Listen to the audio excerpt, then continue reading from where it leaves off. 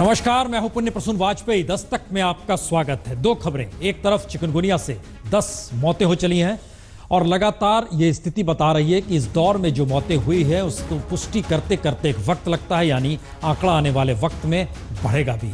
Embassies में हड़कंप मची हुई है, वहां फॉगिंग किया जाए इसकी गुहार वो लोग लगा रहे हैं। और इन सब के बीच पंजाब असेंबली में आज राजस्व मंत्री मजीठिया पर जूता फेंका गया। ये दो स्थितियां हैं, लेकिन दस्तक में इन दोनों पर बात नहीं होगी। दस्तक में बात आज होगी, मौजूदा वक्त में लगता तो ऐसा ही है कि हर का अपना कुरुक्षेत्र है, हर कोई अपने तरीके की महाभारत लड़ रहा है और उस महाभारत के बीच में हर कोई अपने अपने तरीके का अर्जुन है, जो जीत के लिए अर्जुन है। पहले अर्जुन की तलाश यूपी चलिए, आइए देखिए इस अर्जुन को। मुख्यमंत्री का अधिकार होता है कैसे मंत्रिमंडल में रखे, किस अधिकारी को रखे, कैसे सलाह ले। चचा बोले ये अखिलेश का अधिकार है। ये अखिलेश अब बच्चा नहीं, संवैधानिक पद पर बैठा हुआ उत्तर प्रदेश के करोड़ों लोगों का जनप्रतिनिधि है। ये हमारी गलती है। और अखिलेश भी जब बड़े हो गए हैं, एक प्रमुख स्थान पर बैठे हैं, नेताजी की गद्दी पर बैठे हैं, तो उनको भी समन्वय करना पड़ेगा कल और आज में। बाहरी चाचा बोले अखिलेश बड़े हो गए। कभी कभी कुछ निर्णय अपने आप ले लिए जाते हैं, तो नेताजी के कहने से भी निर्णय लिए और कुछ मैंने अपने आप ही लिए। और अखिलेश बोले कुछ फैसले नेताजी के कहने पर, कुछ फैसले खुद ही लिए। तो परिवार के चक्रव्यूह में फंसे अखिलेश यादव की कहानी क्या अभिमन्यु से अर्जुन बनने की है? 4.5 बरस तक सत्ता चलाते हुए अखिलेश हमेशा अभिमन्यु ही नजर आए, लेकिन चुनावी समर में जाने से पहले अखिलेश खुद को अर्जुन बनाना चाहते हैं, मनवाना चाहते हैं, क्योंकि उन्हें भी पता है सिर्फ चुनावी मैदान में ही नहीं बल्कि समाजवादी परिवार के भीतर करीबियों में भी अब उनकी लड़ाई करो या मरो वाली है। तो अब सैफई या दिल्ली में दस्तक देने की जगह लखनऊ में ही मंच पर घूमते टहलते हाथ में माइक थामे अखिलेश को समझ में आ गया कि निशाना अब मछली की आंख में ही लगाना है। कभी कभी कुछ निर्णय अपने आप ले लिए जाते हैं, तो नेताजी के कहने से भी निर्णय लिए और कुछ मैंने अपने आप ही लिए। तो अखिलेश अब अभिमन्यु की तरह ना हारना चाहते हैं, ना ही जीतकर अभिमन्यु बना रहना चाहते हैं। और वो जान गए हैं कि अगर अब अर्जुन नहीं हुए तो फिर कभी नहीं हो पाएंगे। और 2017 के चुनाव से पहले अगर उन्हें अर्जुन मान लिया गया तो महाभारत में अर्जुन हारता नहीं है। जो घटनाक्रम है, मैं समझता हूँ लोकसभा मंत्री जी को भी पता है चीफ सेक्रेटरी किसने हटाया और मंत्री कैसे। तो बीते 4.5 बरस से सीएम की कुर्सी पर बैठकर भी अखिलेश के हाथ बंधे रहे। चाचा, ताऊ, पिता, भाई सभी ने अपना हित साधते रहे। गाहे बगाहे पिता के हाथों अपमान अलग से, कभी पार्टी फोरम पर, कभी मंत्रियों अधिकारियों के सामने। तो बताए मुख्यमंत्री उद्घाटन कब करेंगे शरीफ कॉलेज का? बताया कि बताइए, आप बताइए, आप खुद बताइए, ऐसे कैसे हो जाएगा? ऐसा बहुत शिलान्यास हो जाते हैं, अभी तक पत्थर के शिलान्यास के काम नहीं हुआ, कहीं के बताओ। और इस दौर में अखिलेश अपनी पसंद के ना तो सचिव रख पाए और ना ही मुख्य सचिव बना पाए। मंत्री तक पिता की मर्जी के बने। भ्रष्टाचार में लिप्त मंत्रियों को प्रमोशन देने की मजबूरी ऊपर से पिता, चचा, ताऊ सभी की रही। लेकिन पहली बार सोमवार को जब 2 मंत्रियों को निकाला तो मुलायम के मुंह से निकल पड़ा, हमसे तो पूछा ही नहीं गया।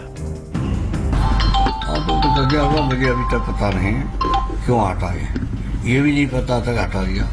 अब आप लोग सुन रहे हैं। तो अखाड़े में चित्त करने से लेकर सियासी बिसात पर शहमात देने वाले मुलायम की बेटे के हाथों ये पहली मात हुई।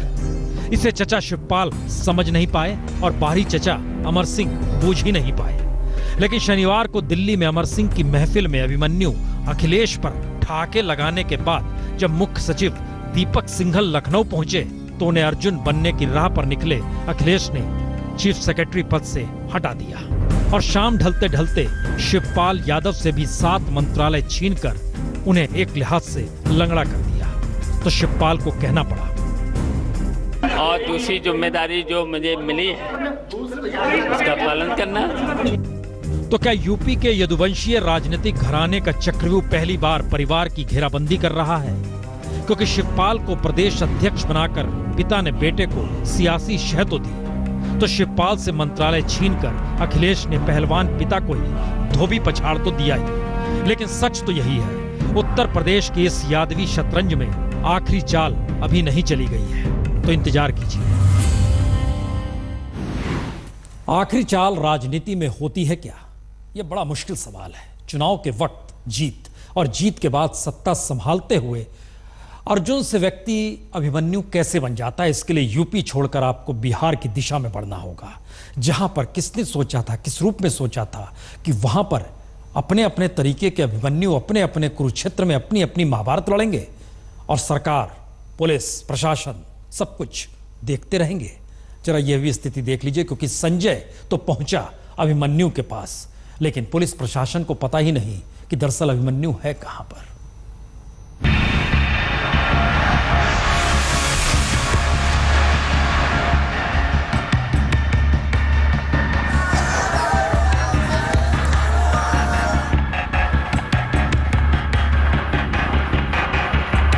दो दिन पहले शहाबुद्दीन के साथ तस्वीर में कैफ दिखाई दिया तो बिहार की सियासत गर्मा गई। कल देर रात लालू के बेटे तेज प्रताप के साथ तस्वीर में कैफ नजर आया तो बिहार की राजनीति तपने लगी।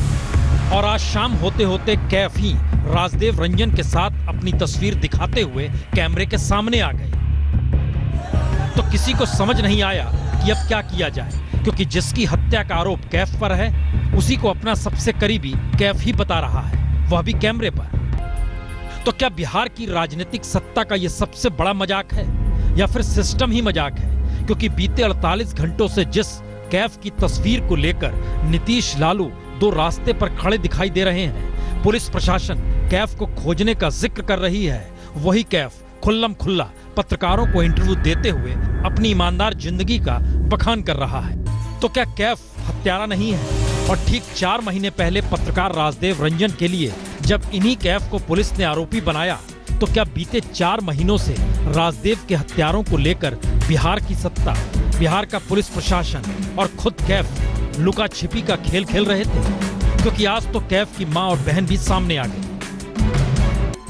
लेकिन कैफ है कहां?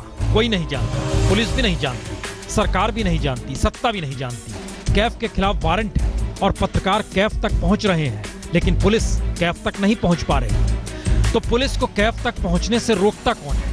क्योंकि कैफ शहाबुद्दीन के करीब है। शहाबुद्दीन जेल से छूटे तो कैफ स्वागत करने के लिए भागलपुर जेल के बाहर खड़े भी हो गए। कैफ लालू के बेटे और बिहार के डिप्टी सीएम तेज प्रताप को न सिर्फ अपना आदर्श मानते हैं बल्कि यूथ आइकॉन मानते हैं, और शहाबुद्दीन लालू को अपना नेता मानते हैं। तो इस चक्रव्यूह में नीतीश कुमार क्या करें? नीतीश कुमार मुख्यमंत्री है, उन्होंने ऐसे में जांच सीबीआई के हवाले कर दी। और केंद्र ने भी कहा 4 महीने पहले पत्रकार राजदेव रंजन की हत्या की जांच सीबीआई करेगी। यानी कैफ खुल्लम खुल्ला घूम सकते हैं? यह भी एक सवाल है। यकीन जानिए, जिस जगह पे इंटरव्यू लिए जा रहे थे पत्रकार, वहां पर एक के बाद एक इंटरव्यू ले रहे थे। हमारे संवाददाता चंदन ने भी बातचीत की। तकरीबन 1.5 घंटे तक वो वहीं रहे। वहां से महज 50 गज की दूरी पर पुलिस थाना है, पुलिस को नहीं मिले। अद्भुत तरीका है सोचने का, समझने का, सरकार के काम करने का, क्योंकि यह दक्षिण टोला है जहां पर उनका एक परिवार रहता है। मुलाकात परिवार वालों से भी कैफ की हुई।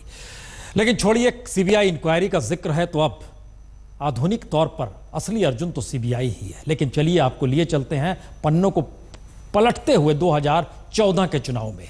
याद कीजिए उस वक्त कौन था अर्जुन इस देश में, और जिस बातों का जिक्र हो रहा था, महाभारत देखने आए तमाम लोग देख रहे थे, सुन रहे थे, खुश हो रहे थे, सपने पाल रहे थे। किसे पता था सपने जुमले में तब्दील होंगे, सपने गले की हड्डी माने जाएंगे। रिपोर्ट देखिए।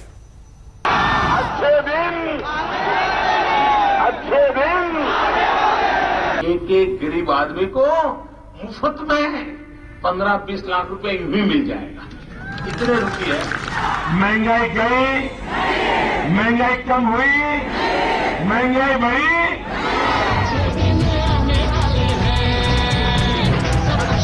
इन नारों और वादों का ही कमाल है कि 2014 के जनादेश ने इतिहास रच दिया। 18 करोड़ वोटरों ने वोट की शक्ल में प्रधानमंत्री मोदी पर फूल बरसा दिए।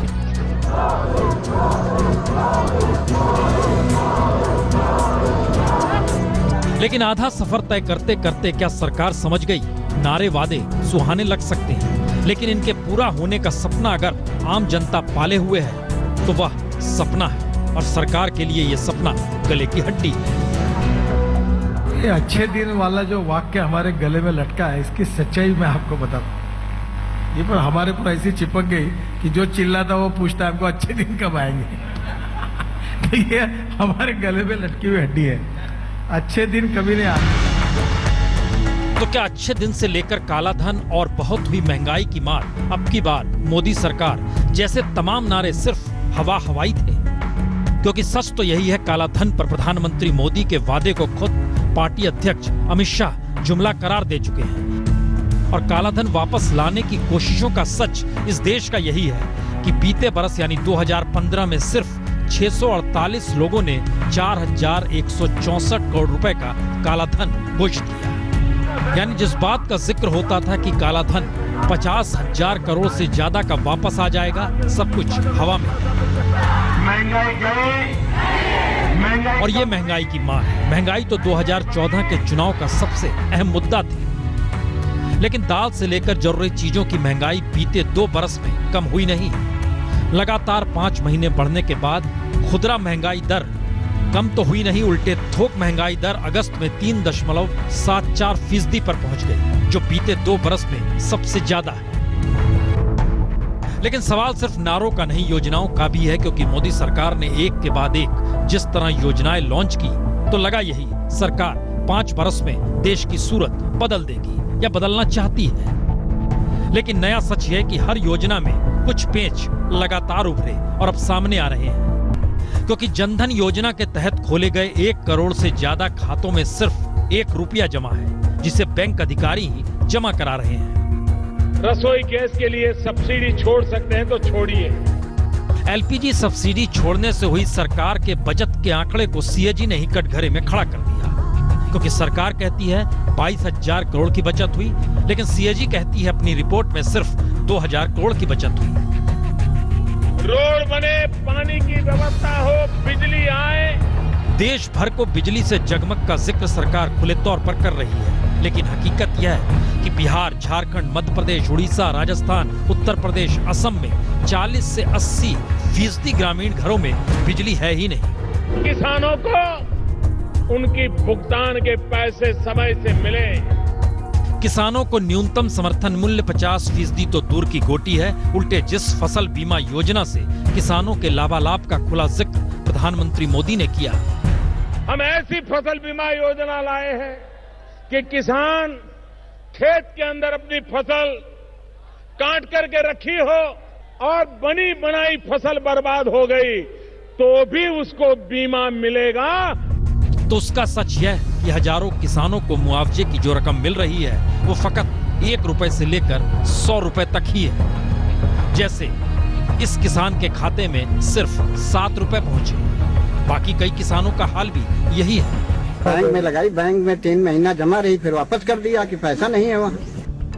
और मेक इन इंडिया को सफल बनाने की तमाम कोशिशों के बीच जुलाई में देश के औद्योगिक उत्पादन में 2.4% की गिरावट दर्ज भी हो गई। तो सवाल सीधा है, क्या 2014 के चुनाव प्रचार के दौरान किए गए हर नारे और वादे को बेमानी माना जाए, या आने वाले वक्त में सरकार की तरफ से ही कोई कहेगा ये जुमला है, कोई कहेगा गले की हड्डी है, या वाकई अगले 2 बरस में सरकार यानी मोदी सरकार कुछ कमाल कर देगी? मसला यह नहीं कि 2014 के चुनाव में एक अर्जुन था, मुश्किल तो यह है कि इस देश के भीतर जब जब चुनाव होते हैं तब तब क्षेत्रीय तौर पर, राष्ट्रीय तौर पर अर्जुन निकल कर ही आते हैं। और इन सारी परिस्थितियों के बीच ये सवाल वाकई बबूझ है कि क्या जनता की भावनाओं से लोकतंत्र का मिजाज अब मजाक करने लगा है, या फिर यह मान लिया जाए इस दौर में जितने भी राजनीतिक दल जो दावे करते हैं, सपने दिखाते हैं, नारे लगाते हैं, वह सब कुछ कहीं ना कहीं किसी ना किसी रूप में जनता के भीतर वह एक आदत हो गई है कि राजनीतिक तौर पर चीज़ों को बदलना है, बदल डालिए, लेकिन हालात नहीं बदलेंगे। हम एक छोटा सा हिस्सा पहले आपको दिखलाते हैं, क्योंकि एक लड़ाई उत्तर प्रदेश में चल रही है, उसके बाद नारों पर आएंगे। जरा देखिए किस रूप में चचा भतीजे का जिक्र हो रहा है। आप ये मानते हैं कि रिश्तों में कहीं न कहीं खटास आई है चाचा भतीजे किसके में? चाचा भतीजे के? मुझे तो नहीं लग रहा है। उनका जो अधिकार है उसका वो पालन कर रहे हैं। अच्छा, परिवार में झगड़ा आपको कौन से लग रहा है? ये सरकार का झगड़ा दिखाई दे रहा है आपको, ये परिवार का झगड़ा नहीं दिखाई दे रहा है। अखिलेश से मेरा रिश्ता ऐसा है कि वो हमारे बच्चे की तरह है। अगर वो मुझे बार बार मारेंगे तो मैं उनसे पूछूंगा, बेटा तुम्हारे हाथ। मुश्किल सवाल है, चलिए आपको दिखाते हैं इस देश में कौन से नारे कैसे किस रूप में हर राजनीतिक दल लगाता है, नेता लगाते हैं और सपने बेचते हैं। हर राज्य के नेता ने नारा दिया, सपना दिखाया, हर पार्टी ने पोस्टर चस्पा कर भ्रष्टाचार, अपराध, गरीबी और विकास और ना जाने क्या क्या किस किस रूप में बातें कहीं और सत्ता में भी आ गए। लेकिन हुआ क्या? जिस भ्रष्टाचार को हटाने क्रांति रथ पर सवार होकर अखिलेश ने ही सत्ता पाई और जिन इरादों को मुलायम ने लोहा बताया, उसी सरकार में भ्रष्टाचार खुद मंत्रियों ने किया। हमारे दोनों नहीं, पूरे मंत्री हमारे हैं, बनाए तो मैं नहीं है। ये तो बीच में उनको बना दिया मुख्यमंत्री। मंत्री तो हमारे हैं ही सब। चुनाव तो मेरे नेतृत्व में लड़ा गया। और सुशासन बाबू ने भी नारे गढ़े, अपराध मुक्त बिहार के, सबको सम्मान देने वाले बिहार के नारे। लेकिन आज बाहुबली शहाबुद्दीन जमानत पर बाहर हैं और सरकार फैसला नहीं कर पा रही दोबारा जेल भेजें तो कैसे भेजें। Sharp shooter Mohammad Kaif media को इंटरव्यू दे रहे हैं, लेकिन पुलिस की गिरफ्त से बाहर है और जो पीड़ित है वो रो रहा है, फरियाद लगा रहा है। नारा झारखंड में भी दिया गया, झारखंड को बदलने का नारा, लेकिन बदली सत्ता और हालात बेहतर हुए सत्ताधारियों के, जनता के हालात जस के तस। छत्तीसगढ़ में रमन सरकार ने तो अब की बार मोदी सरकार की तर्ज पर रमन सरकार का भी नारा दिया, वादों की पोटली खोली। लेकिन हुआ क्या?